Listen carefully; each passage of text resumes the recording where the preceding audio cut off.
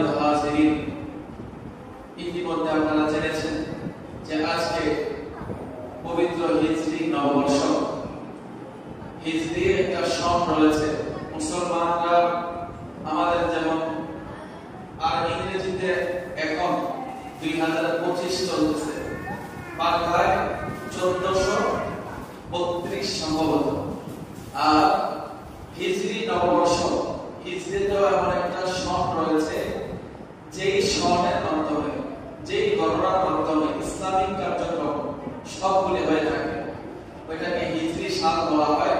হিজরি সনের আজকে প্রথম তারিখ তথা মুহররম মাসের 1 তারিখ। হিজরি সন মুসলমানদের প্রত্যেকটা কার্যক্রমের সাথে সম্পৃক্ত।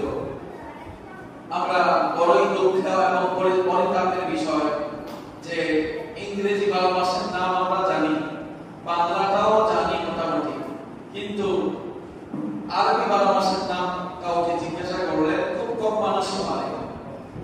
তো শায়েখরা সুন্দর করে ছন্দে ছন্দে আরবি 12 মাসের নাম একটু সুন্দর করে বলেছে যে মুহররম, সফর, রবিউল আউয়াল, রবিউল সানি, জামাদাল আউয়াল। মুহররম, সফর, রবিউল আউয়াল, রবিউল সানি, জামাদাল আউয়াল, জামাদাল সানি, রজব, শাবান, রমজান, শাওয়াল, জিলকাদ, জিলহজ, 12 মাসের নাম। জেনে রেখো, মনে রেখো ওহে মুসলমান, জেনে রেখো, মনে রেখো ওহে মুসলমান। এই 12 মাসের নাম ছন্দে ছন্দে আমি আমার ছেলেদেরকে বক্তব্য শিখেছিলাম। তো এই 12 মাসের নাম অনেকেই বলতে পারবেন। আমাদের উচিত ছিল আরবি যে 12 মাস আছে এগুলো আমাদের জানা থাকা। যারা তো জানেন আলহামদুলিল্লাহ, যারা জানেন না জানার চেষ্টা করবেন। তো আজকের আলোচনা হলো হিজরি নববর্ষের ইতিহাস নিয়ে। ইনশাআল্লাহ হিজরি নববর্ষের ইতিহাস কি, কেন এই সাল শুরু হলো? আমরা যদি ইংরেজি সালের দিকে তাকাই, সনের দিকে তাকাই, দেখতে পাবো যে খ্রিস্টানরা হযরত ঈসা আলাইহিস সালাতু ওয়াস সালামের জন্মকে উপলক্ষ করে একটা সন চালু করেছেন, সাল চালু করেছেন, যেটা আমরা ইংরেজি সাল নামে জানি। 2025 যে সালটা অতিবাহিত হচ্ছে, এটা ঈসা আলাইহিস সালাতু ওয়াস সালামের জন্ম থেকে এই পর্যন্ত 2025 বছর হয়েছে। ওনার জন্মের যে দিন, যে সাল ছিল, ওই সাল থেকে ইংরেজি সালের গণনা শুরু হয়েছে। আর বাংলা সালের গণনা শুরু করেছেন বাদশাহ আকবর, যিনি দ্বীনে ইলাহির প্রবর্তক ছিলেন, ভ্রান্ত এক আকীদার প্রচার প্রসারক ছিলেন। তো ওই বাদশাহ আকবর খাজনা আদায়ের সুবিধার্থে বাংলা সন চালু করেছিলেন।